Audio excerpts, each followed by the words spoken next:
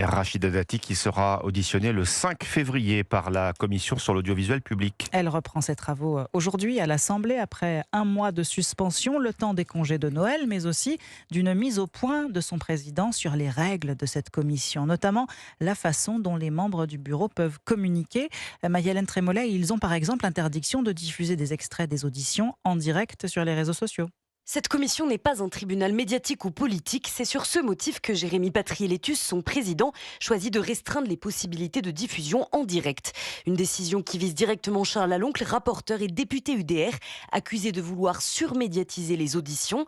Mais pas question pour l'élu ciotiste de changer de méthode, même dans ce climat de tension.